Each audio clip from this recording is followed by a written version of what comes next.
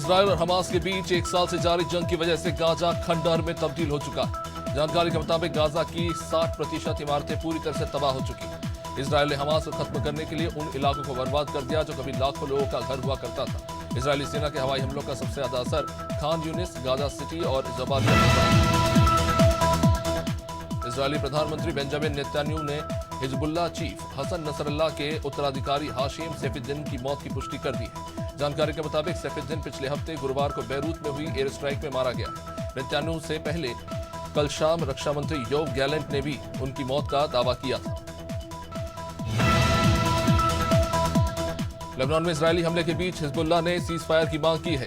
एक रिपोर्ट के मुताबिक ये पहली बार है जब हिजबुल्लाह ने सार्वजनिक तौर पर सीज फायर का समर्थन कर दिया है और गाजा में जंग रोकने की शर्त नहीं रखी है।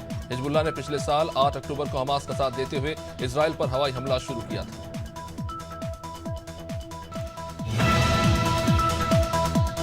फिजिक्स से नोबेल प्राइज 2024 की घोषणा हो गई है। इस साल ये प्राइज एआई के गॉडफादर कहे जाने वाले जेफरी ई हिंटन और अमेरिकी वैज्ञानिक जॉन जे हॉपफील्ड को मिला है।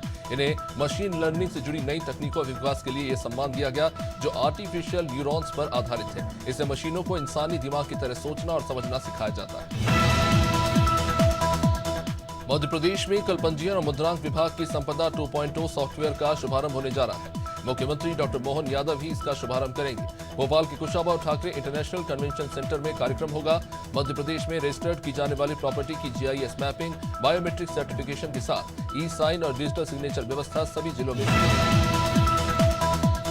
जम्मू कश्मीर के अनंतनाग जिले के कोकेरनाग में लापता हुए सेना के जवान का शव जंगल में पाया गया। जवान की पहचान अनंतनाग के मुगधामपुरा नौगाम निवासी हिलाल अहमद भट्ट के रूप में हुई है। मंगलवार को आतंकियों के खिलाफ सर्च ऑपरेशन के दौरान वो लापता हुए थे।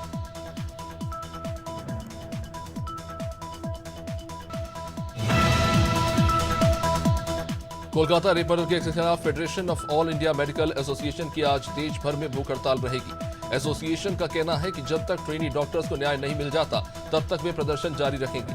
मंगलवार को आरजी कर मेडिकल कॉलेज में सामूहिक इस्तीफे दे दिए गए।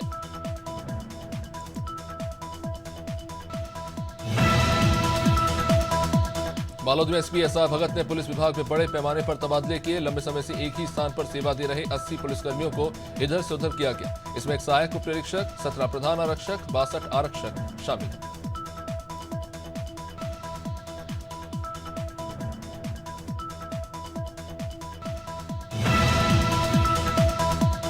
हरियाणा में बीजेपी की शानदार जीत पर काशीपुर में भाजपाइयों ने जमकर आतिशबाजी की। इस मौके पर भाजपा नेता खिलेंद्र चौधरी ने पीएम मोदी, गृहमंत्री शाह समेत तमाम भाजपा नेताओं को शुभकामनाएं दी। नगर निगम की पूर्व महापौर उषा चौधरी ने कहा कि हरियाणा में भारतीय जनता पार्टी को मिली शानदार जीत पीएम मोदी और नायब सिंह सैनी सरकार की जनहितकारी नीतियों की जीत है।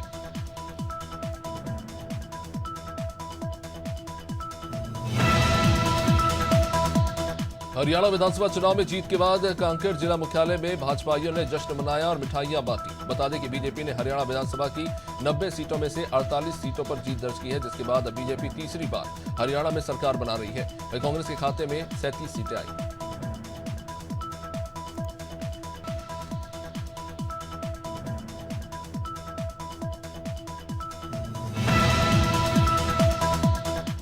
अमरोहा में हरियाणा विधानसभा चुनाव में बीजेपी की जीत के बाद कार्यकर्ताओं में खुशी की लहर दौड़ गई। गजरोला शहर के इंदिरा चौराहे पर बीजेपी कार्यकर्ताओं ने ढोल नगाड़ों और आतिशबाजी के साथ जश्न मनाया और बीजेपी कार्यकर्ताओं ने एक दूसरे को मिठाइयां खिलाकर बधाई दी। वहीं उन्होंने पार्टी की जीत के लिए एक दूसरे का आभार व्यक्त किया।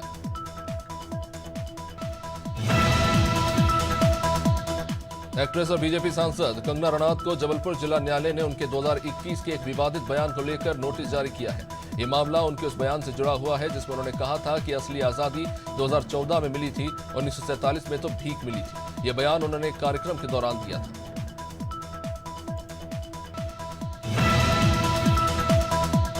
आगरमालवा में 2 नाबालिगों की कुएं में डूबने से मौत हो गई। मामला कुशलपुर गांव का है। जानकारी के मुताबिक दोनों नाबालिग जंगल में बकरी चुराने गए थे।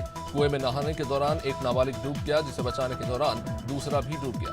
परिवार वालों ने इनकी तलाश की तो वो कुएं में पाए गए, जिसके बाद इन्हें अस्पताल लाया गया, लेकिन इनकी मौत हो चुकी थी। अमरोहा में पुरानी रंजिश के चलते दबंगों ने छात्रा का घर से अपहरण कर उसे जंगल में ले जाकर तेजाब से जला दिया। बुरी तरह झुलसी छात्रा को इलाज के लिए अस्पताल लाया गया, लेकिन उसको बचाया नहीं जा सका। पुलिस ने पीड़ित की शिकायत पर मुकदमा दर्ज कर आरोपियों को गिरफ्तार किया है। घटना रेहरा थाना इलाके के पथरा मुस्तकम गांव की है।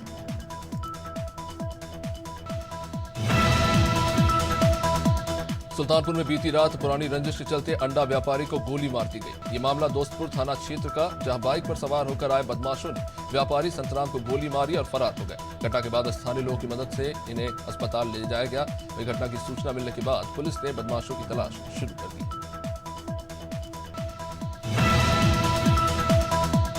देहरादून के चक्राता रोड पर सिख युवक की पगड़ी उतारने पर बवाल मच गया। दरअसल अंग्रेजी शराब की दुकान पर दो युवकों का मामूली बात को लेकर विवाद हुआ। इस दौरान एक युवक ने दूसरे सिख युवक के साथ हाथापाई कर ली, जिसके चलते सिख युवक की पगड़ी खुल गई। बीच बचाव में आए शराब दुकान के मालिक को भी सिख युवक ने अपने साथियों के साथ मिलकर जमकर पीटा। सहारनपुर के तीतरो थाने में रामलीला कमेटी के सदस्यों के बीच थाने के अंदर ही मारपीट हो गई। अब इस दौरान पुलिस भी मौजूद रही। पुलिसकर्मी ने इस मारपीट का एक वीडियो बनाया था, जिसका ये वीडियो जो है वो वायरल हो रहा है। एसपी सागर जैन ने कहा कि थाने के अंदर हुई इस मारपीट के मामले में कुल 16 लोगों पर शांति भंग करने की कार्रवाई की गई है।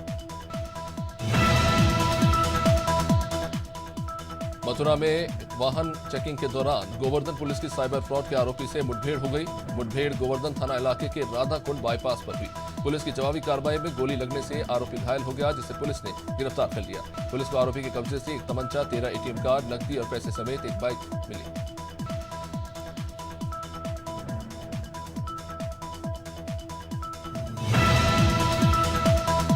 महासमुंद की सरायपाली पुलिस ने राहगीर से लूटपाट करने वाले 4 आरोपियों को गिरफ्तार किया। मामला सरायपाली थाना इलाके का। जानकारी के मुताबिक फरियादी महादेव सेठ ने शिकायत की थी कि उनसे बाइक सवार बदमाशों ने चाकू की नोक पर 7,000 रुपए की लूट की और फरार हो गए, जिसके बाद पुलिस ने मामला दर्ज कर आरोपियों को धर दबोचा।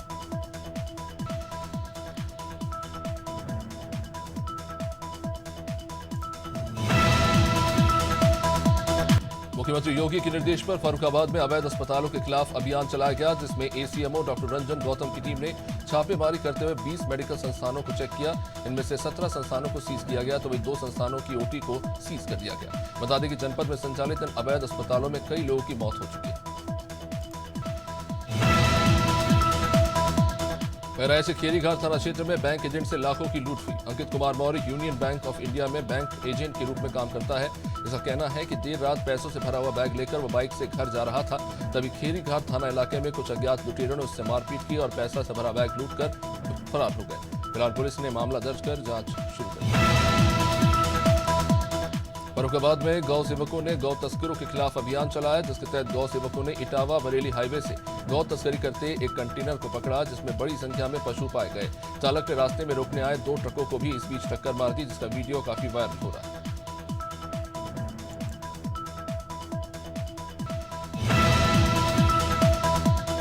मुसरी में चाय के बर्तन में थूकने के विवाद में 2 विशेष समुदाय के युवकों के खिलाफ पुलिस ने एफआईआर दर्ज कर दी।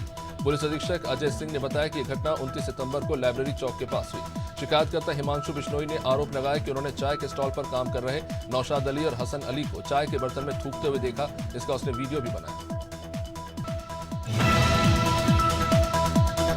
दमोह से जबलपुर की ओर जा रही बस मंगलवार देर रात हादसे का शिकार हो गई। रात के अंधेरे में तेज रफ्तार यात्री बस एक गन्ने से भरे हुए ट्रैक्टर ट्रॉली में जा घुसी। बस की रफ्तार इतनी ज्यादा थी कि टक्कर के साथ ही ट्रॉली नाले में जा गिरी। बस में 20 से ज्यादा यात्री सवार थे, जो बुरी तरह जख्मी हो गए। कटंगी थाने के अंतर्गत बेल खाड़ू चौकी के पास ये हादसा हुआ। मिर्जापुर में हाई स्कूल और इंटर की 2 मेधावी छात्राओं ने एक दिन के लिए जिलाधिकारी का पद संभाला। शिवांगी द्विवेदी और लक्ष्मी रत्न मौर्य ने जिलाधिकारी कार्यालय में फरियादियों की समस्याएं भी सुनी और अधिकारियों को आवश्यक निर्देश भी दिए। बता दें कि जिलाधिकारी प्रियंका निरंजन ने मिशन शक्ति के तहत दोनों छात्राओं को एक दिन का डीएम बनाया था। पिछोर की मायापुर पुलिस ने डबल मर्डर के फरार 10,000 के नामी आरोपी को गिरफ्तार किया। मामला मायापुर थाना इलाके का। जानकारी के मुताबिक फरियादी बैयत सिंह सिख ने थाने में शिकायत की थी कि 7 अक्टूबर 2024 को आरोपी रजवंश सिंह सिख ने जमीन विवाद को लेकर उसकी मां दिलीप कौर और अपने भाई दर्शन सिंह की फावड़े से मारकर हत्या कर दी थी। फर्रुखाबाद में दुकान मालकिन ने सराफा व्यापारी और किराएदार को पड़ोसियों के साथ मिलकर जमकर पीटा, जिसका वीडियो अब सामने आया है। यह मामला राजेपुर थाना इलाके का है। सराफा व्यापारी ने दुकान मालकिन से दुकान को खाली करने का समय मांगा था, लेकिन उसने गुस्से में आकर उसकी पिटाई कर दी। पीड़ित ने थाने में शिकायत देकर अब न्याय की गुहार लगाई। दुर्ग पुलिस ने अंतर्राष्ट्रीय मानव तस्कर गिरोह को लेकर बड़ा खुलासा किया है। ये गिरोह लोगों को विदेश में नौकरी लगवाने के नाम पर न सिर्फ पैसे ऐंठता था, बल्कि विदेश भेजकर लोगों को अपने जाल में भी फंसाते थे। एक पीड़ित ने दुर्ग पुलिस से इसकी शिकायत की। पुलिस ने घेराबंदी करके मुंबई से एक महिला समेत कुल 2 लोगों को गिरफ्तार किया। ये गिरोह अब तक 10 लोगों को अपना शिकार बना चुका है। सहारनपुर में एक अवैध रूप से चल रही पटाखा फैक्ट्री पर छापेमार कार्रवाई की गई। एसडीएम नकुड़ के अनुसार फैक्ट्री का लाइसेंस निलंबित होने के बावजूद इसे गैर कानूनी तरीके से चलाया जा रहा था। इस छापेमारी में भारी मात्रा में अवैध पटाखे बनाए जाते हुए पाए गए। एसडीएम ने बताया कि फैक्ट्री मालिक के खिलाफ गंगोह थाने में एफआईआर दर्ज कराई गई।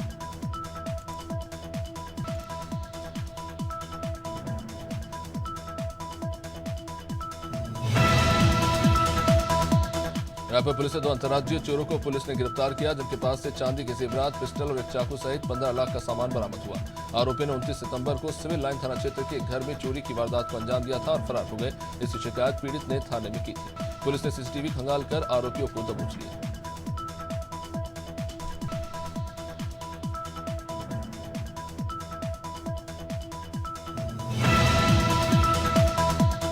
शहडोल में अनुकंपा नियुक्ति मामले में कमिश्नर ने लापरवाह जिला शिक्षा अधिकारी को सस्पेंड कर दिया। दरअसल शासकीय माध्यमिक विद्यालय देवराव में संविदा शाला शिक्षक रामराज द्विवेदी की 7 साल पहले मौत हो गई थी, जिसके बाद से ही उनका बेटा अवनीश अनुकंपा नियुक्ति के लिए कार्यालय के चक्कर लगा रहा था। सुनवाई नहीं होने पर पीड़ित ने कमिश्नर से इस मामले की शिकायत की थी। छत्तीसगढ़ में बढ़ते साइबर फ्रॉड से निपटने के लिए दुर्ग पुलिस ने कमर कस ली है। इसी कड़ी में दुर्ग रेंज के आईजी रामगोपाल गर्ग ने सेक्टर 6 स्थित कंट्रोल रूम से जिले के हर थाने में पेट्रोलिंग गाड़ियों में कॉल 1930 का स्टिकर लगाकर इन्हें रवाना किया। इस दौरान सभी थानों के थाना प्रभारियों समेत दुर्ग पुलिस के आला अधिकारी मौजूद रहे।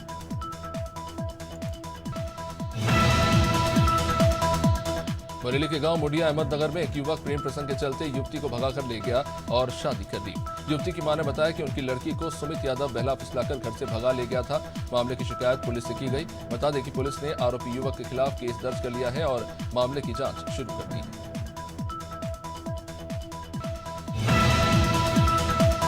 मसूरी नगर पालिका परिषद क्षेत्र में 19 जर्जर भवनों को एनजीटी के निर्देशों के बाद ध्वस्त करने की कार्रवाई शुरू की गई। नगर पालिका प्रशासन ने सभी 19 जर्जर भवनों के स्वामियों को 7 दिन का नोटिस दिया। इसमें उन्हें भवनों को स्वयं ध्वस्त करने के निर्देश दिए गए। मसूरी के अधिशासी अधिकारी राजेश नेथानी ने बताया कि एनजीटी ने क्षेत्र के कुछ हिस्सों में भू धसाव की रिपोर्ट का संज्ञान लिया। टीकमगढ़ में देवी पंडाल के पास सड़क पर एक बोरी के अंदर पक्षी का मांस पाया गया।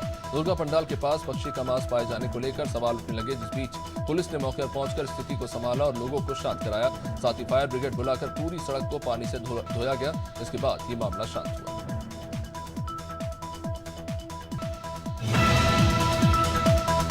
हरदोई के बैरियल चौराहा सांडी खेड़ा मार्ग की बदहाल स्थिति ने स्थानीय निवासियों की चिंताओं को बढ़ा दिया है, जो राहगीरों और वाहन चालकों के लिए आवागमन को बेहद खतरनाक बना रहा है। निवासियों का कहना है कि इस मार्ग पर पहले भी कई हादसे हो चुके हैं। वार्ड वासियों ने नगर पंचायत पालिका के अधिशासी अधिकारी से सड़क की मरम्मत और गड्ढों को भरवाने की अपील की। सीतापुर में मिशन शक्ति अभियान के तहत 12वीं की जिला टॉपर छात्रा अर्पिता सिंह को एक दिन का सांकेतिक डीएम बनाया गया। डीएम की कुर्सी पर बैठकर छात्रा ने शिकायतों को भी सुना और उनका समाधान भी किया। हिंदू कन्या पाठशाला इंटर कॉलेज की 12वीं की छात्रा प्रतीक्षा सिंह यादव को पुलिस अधीक्षक चक्रेश मिश्र ने एक दिन का कार्यकारी पुलिस अधीक्षक नियुक्त किया।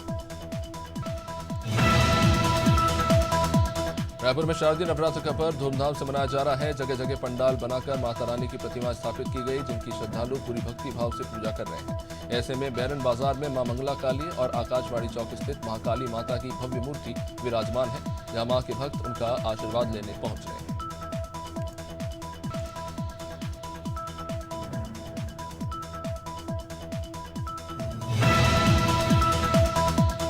लखनऊ में दशहरे से लगने वाला मेला लोगों के बेहद मशहूर है। मेले में 3 दिनों तक रामलीला का मंचन किया जाता है, जिसे देखने लोग दूर दूर से आते हैं। खास बात यह है कि इसमें हिंदू और मुस्लिम कलाकार मिलकर रामलीला का मंचन करते हैं। बख्शी का तालाब के बड़ी बाजार में 12 से लेकर 14 तारीख तक रामलीला का मंचन होगा, जिसको लेकर तैयारी शुरू हो चुकी है।